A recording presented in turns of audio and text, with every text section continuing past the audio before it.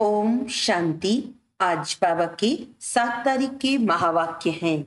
बाबा ने कहा, मीठे बच्चे, तुम्हें देह सहित इस सारी पुरानी दुनिया का त्याग करना है, क्योंकि तुम्हें गाइड द्वारा सच्चा रास्ता मिल गया है। प्रश्न है, ईश्वरीय प्लान के अनुसार किस कर्तव्य में कल्याण समाया हुआ है? उत्तर है, यह महाविनाश का जो कर्तव्य है, जिसमें सारी बेहद की पुरानी दुनिया खत्म होनी है, इसमें कल्याण समाया हुआ है। मनुष्य समझते हैं यह बहुत बड़ा अकल्याण है, लेकिन बाप कहते हैं, मैंने ये ज्ञान यज्ञ जो रचा है, इसमें सारी पुरानी दुनिया की आहुति पड़ेगी, फिर नई दुनिया आएगी। गीत है ओम नमो शिवाय। ओम शांति। बच्चों ने गीत सुना, यह महिमा किसकी थी? तुम मात पिता अर्थात परम पिता परमात्मा की महिमा। ऊंचते ऊंच भगवान, वही है ऊंचते ऊंच गॉड फादर। ईश्वर को फादर कहा जाता है। किसका फादर? सारी मनुष्य सृष्टि का फादर। वह है बेहद का बाप। जब उनको बाप कहा जाता है, तो रचयिता भी है, मनुष्य सृष्टि का रचयिता है। वास्तव में सभी मनुष्य मात्र के दो बाप हैं, एक लौकिक, दूसरा पारलौकिक हुआ आत्माओं का बाप। आत्मा को जिस्म देने वाला है लौकिक बाप। आत्मा तो निराकार ही है। आत्माओं का निवास स्थान निराकारी दुनिया में है, जिसको ब्रह्मलोक भी कहा जाता है। यहाँ सभी आत्माओं को ये शरीर मिला हुआ है पाठ बजाने। ड्रामा के राज को भी अच्छी रीति समझना है। तुम जानते हो कि गॉड फादर की महिमा सभी से न्यारी है।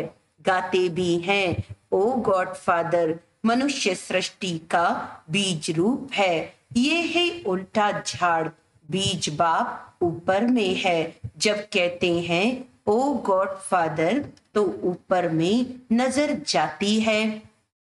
सभी आत्माओं का फादर एक परम पिता परमात्मा है। उनकी महिमा है सभी से ऊंची, परंतु मनुष्य बिल्कुल नहीं जानते हैं। सभी आत्माओं का फादर वे निराकार बाप, और फिर साकार बाप प्रजापिता ब्रह्मा, जिसको आदि देव महावीर एडम भी कहते हैं, जिस द्वारा निराकार परमपिता परमात्मा मनुष्य सृष्टि रचते हैं।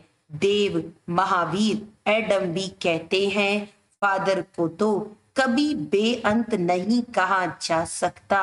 जैसे लौकिक फादर रचना रचते हैं, स्त्री को एडॉप्ट कर फिर उनसे बच्चे पैदा करते हैं, तो उसको फादर कहा जाता है। फादर को कभी सर्वव्यापी व बेअंत नहीं कहेंगे। बाप से ही बच्चों को वर्षा मिलता है, तो निराकार परम पिता परमात्मा है सभी आत्माओं का बेहद का बाप। ये समझना है, God is one, father is one. सभी आत्मा अभी आत्मा अपने फादर को भूल गई है। फादर को भूलने कारण सभी मनुष्य मात्र ऑर्फन बन गए हैं। फादर को न जानने कारण बहिष्ठ को यानी रचना को अथवा भाई बहन को याद करते रहते हैं। फादर को भूल आपस में ही लड़ते झगड़ते रहते हैं। निधन के बन पड़े हैं। वर्षा मिलता ही है उस बाप से। ब्रह्मा विष्णु शंकर भी उनकी रचना है। ब्रह्मा विष्णु शंकर है सूक्ष्म वतन वासी। सूक्ष्म वतन के ऊपर है मूल वतन, जहाँ परम पिता परमात्मा रहते हैं। हम आत्मा भी वहां की रहवासी हैं। आत्मा कहेगी, वह है स्वीट गॉड फादरली होम, निराकारी दुनिया। इन वतनों को जानना है। तीन लोग कहते हैं, मूल वतन, सूक्ष्म वतन और स्थूल वतन। ऊंचते ऊंच है बाप, करन करावन हार, क्रिएटर, डायरेक्टर, परम पिता परमात्मा है। पहले ब्रह्मा विष्णु शंकर को क्रिएट करते हैं, फिर ब्रह्मा द्वारा ब्रह्मा मुख वंशावली ब्रह्मा कुमार कुमारियों को एडॉप्ट करते हैं। देलवाड़ा मंदिर में भी आदि देव दिखाया है, नीचे तपस्या कर रहे हैं। तुम्हारा ही यादगार खड़ा है, जिन्होंने भारत को पतित से पावन बनाया है, उन्हों का यादगार खड़ा है। सभी सजनियों का साजन एक ही है बरोबर। मंदिर में जगत अम्बा और जगत पिता बैठे हैं, राजयोग की तपस्या कर रहे हैं। भगवानुवाच्य, मैं ब्रह्मा तन द्वारा बैठ तुमको राजयोग सिखलाता हूँ। जगत अम्बा भी है, प्रजापिता ब्रह्मा भी है और ब्रह्मा कुमार कुमारियां भी हैं, अदर कुमारियां भी हैं। मंदिर वाले खुद नहीं जानते कि कुमारियां कौन, अदर कुमारियां कौन है। जरूर जगत अम्बा जगत पिता के बच्चे होंगे।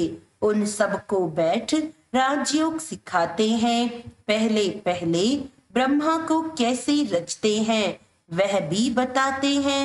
साधारण तन में वानप्रस्थ अवस्था में प्रवेश करता हूँ तो यह आदि देव हुआ ना, प्रजापिता ब्रह्मा जिसको महावीर कहते हैं, वह किसका बच्चा है।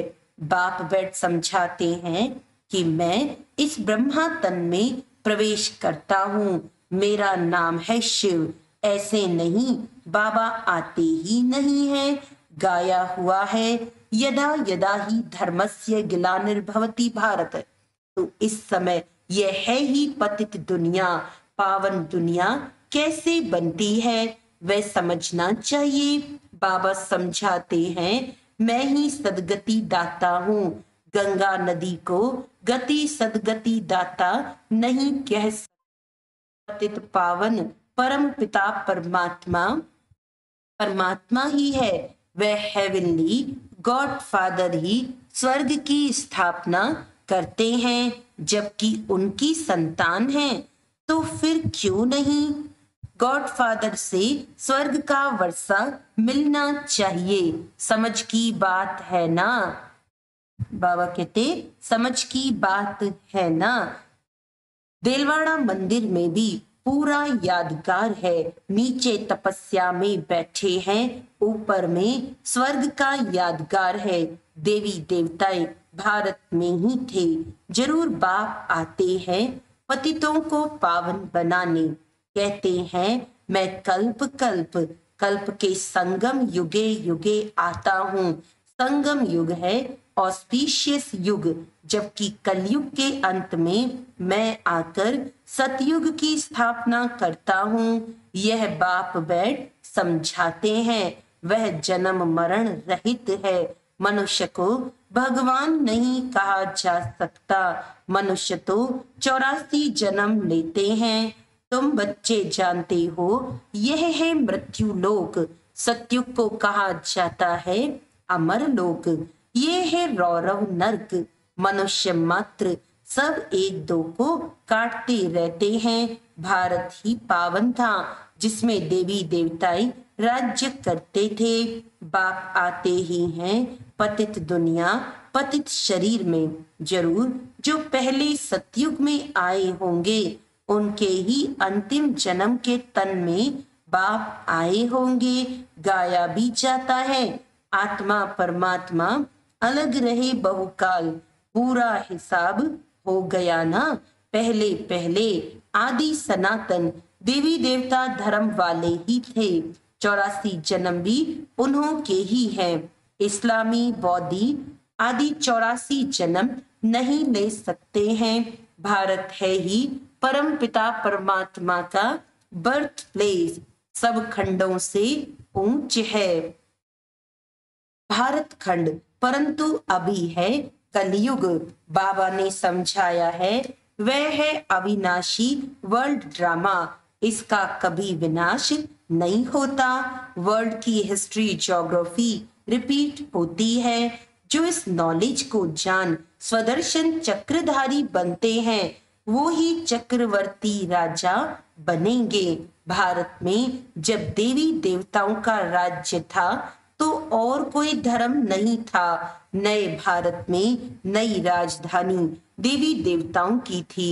वर्ल्ड ऑलमाइटी अथॉरिटी का राज्य था। उन पर कोई जीत पा न सके। श्री लक्ष्मी नारायण सारे विश्व के मालिक थे। उन्हों को विश्व का मालिक बनाने वाला जरूर विश्व का रचयिता ही होगा। वह है परम पिता परमात्मा, गॉड फादर। इस समय देवी देवताओं का नामो निशान नहीं है।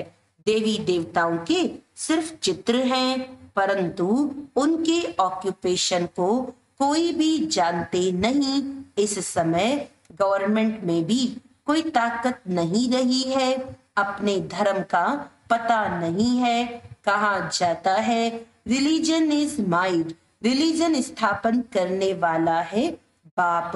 उनको ही सर्वशक्तिमान कहा जाता है। तो गॉड फादर फादर भी है।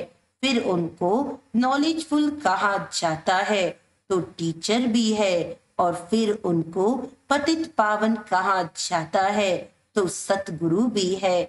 उनका कोई फादर नहीं, वह है सुप्रीम फादर, सुप्रीम टीचर, क्योंकि नॉलेजफुल है। और कोई भी मनुष्य ड्रामा के आदि मध्य अंत की नॉलेज को नहीं जानते। सदगति दाता भी सबका वह एक है। उनका कोई गुरु नहीं, वही बेहद का बाप, बेहद का टीचर और बेहद का सतगुरु है। बाप समझाते हैं भारत अब कंगाल पतित है, पतित बनाती है माया रावण। अभी भारत आसुरी राजस्थान है। सतयुग में दैवी राजस्थान था जिसको स्वर्ग हेवन कहा जाता है। भारत ही ऊंच से ऊंच अविनाशी खंड है। अविनाशी बाप का ये बर्थ प्लेस है। भारत खंड कभी विनाश को नहीं पाएगा और सब खत्म हो जाएंगे। तो बाप का भी इस ड्रामा में पार्ट है जो इस पतित सृष्टि को पावन बनाकर आदि सनातन धर्म की स्थापना करते हैं। शंकर द्वारा अनेक धर्मों का विनाश, यह विनाश कोई अकल्याणकारी नहीं है। यह है रुद्र ज्ञान यज्ञ जिससे विनाश ज्वाला प्रज्वलित हुई है। बाप कहते हैं गीता का रचयिता मैं निराकार परमपिता परमात्मा हूँ। मनुष्यों ने फिर श्री कृष्ण का नाम डाल दिया है। भगवानुवाच्य मैं तुमको राजयोग सिखलाता हूँ। तुम राजयोगी हो। तुम्हें सारी पुरानी सृष्टि का देश सहित जो कुछ है सबका त्याग करना है।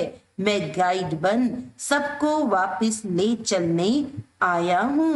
बाप ही दुखों से लिबरेट करते हैं। आधा कल्प है भक्ति अर्थात रावण राज्य और आधा कल्प है राम राज्य। यह बाप बैठ समझाते हैं, कोई मनुष्य नहीं समझाते। अभी बाप आत्माओं से बात करते हैं, समझाते हैं बच्चे तुम्हारा यह है प्रवृत्ति मार्ग। भारत में प्योरिटी थी तो पीस प्रॉस्पेरिटी भी थी। अभी प्योरिटी नहीं तो पीस प्रॉस्पेरिटी भी नहीं। सब रोगी दुखी हैं। अभी भारत दुख धाम है, भारत ही सुख धाम था। अब बाप कहते हैं बच्चे मेरे साथ योग लगाओ। पहले तो निश्चय होना चाहिए कि हम आत्मा हैं न कि परमात्मा। परमात्मा की तो महिमा बहुत भारी है। तुम भी सतयुग में सब पवित्र थे, अब अपवित्र बन गए हो। ब्राह्मण देवता क्षत्रिय वैश्य शूद्र ये वर्ण है ना। तुम हो प्रजापिता ब्रह्मा की औलाद ब्राह्मण। आदि देव ब्रह्मा को किसने जन्म दिया? बाप कहते हैं मैंने इसमें प्रवेश कर इनका नाम ब्रह्मा रखा, इनको एडॉप्ट किया। ये भागीरथ है, इनके द्वारा मैं तुम्हें माया पर जीत प्राप्त कराता हूँ। बाकी कोई युद्ध आदि का मैदान नहीं है। तुम हो अहिंसक, हिंसा डबल होती है। एक तो काम कटारी की हिंसा, दूसरी फिर एक दो को मारने की हिंसा। बाबा कहते हैं ये काम महाशत्रु है, इनसे तुमने आदि मध्य अंत दुख पाया है। रावण राज्य द्वापर से शुरू होता है, जबकि ब्रह्मा की रात शुरू होती है। ये संगम युग ही सबसे कल्याणकारी है। पीछे तो नीचे उतरते जाते हैं। देवता से क्षत्रिय, क्षत्रिय से वैश्य, शूद्र वर्ण में आना ही है। जो ब्राह्मण धर्म के होंगे वो ही आकर ब्रह्मा कुमार, ब्रह्मा कुमारियां बनेंगे। बाप समझाते हैं भारत जीवन मुक्त था, अभी जीवन बंद है। बाबा आकर सेकंड में जीवन मुक्ति देते हैं। बाप से भारत को कल्प कल्प बेहद सुख का वर्षा मिलता है। मुक्ति जीवन मुक्ति का वर्षा मनुष्य मनुष्य को दे ना सके। पार ले जाने वाला एक ही सतगुरु है। तुम विश्व के रचयिता बाप द्वारा विश्व के मालिक बन रहे हो। बाप कहते हैं मैं तो निष्काम हूँ। ब्रह्मा द्वारा तुमको विश्व का मालिक बनाकर मैं वानप्रस्थ में बैठ जाता हूँ। गाया जाता है दुख में सिमरन सब करे, सुख में करे न कोई। अब सब भक्त एक भगवान को याद करते हैं, फिर सर्वव्यापी कह देते हैं, तो भक्त कैसे ठहरे? ये उल्टा ज्ञान है। बाप तो रचते हैं मुख वंशावली, तुम हो प्रजापिता ब्रह्मा की मुख वंशावली। वह ब्राह्मण है कुख वंशावली, वे जिस्मानी पंडे, तुम हो रूहानी पंडे। बाप सब आत्माओं को कहते हैं अब तुम मुझ बाप को याद करो। बाप को थोड़ी भूलना चाहिए। बाप को भूला तो वर्षा कैसे मिलेगा? बाप कहते हैं माँ में कम याद करो, बाकी सब है रचना, उनसे वर्षा नहीं मिल सकता। अच्छा, मीठे मीठे सिकीलदे बच्चों प्रति माता पिता बाप दादा का याद प्यार और गुड मॉर्निंग। रूहानी बाप की रूहानी बच्चों को नमस्ते। हम रूहानी बच्चों की रूहानी बाप दादा को याद प्यार, गुड मॉर्निंग, नमस्ते नमस्ते नमस्ते जी। धारणा के लिए मुख्य सार है ड्रामा के राज को अच्छी रीति जानकर पाठ बजाना है। अभी हम धनी बाप के बने हैं, कभी आपस में लड़ना झगड़ना नहीं है।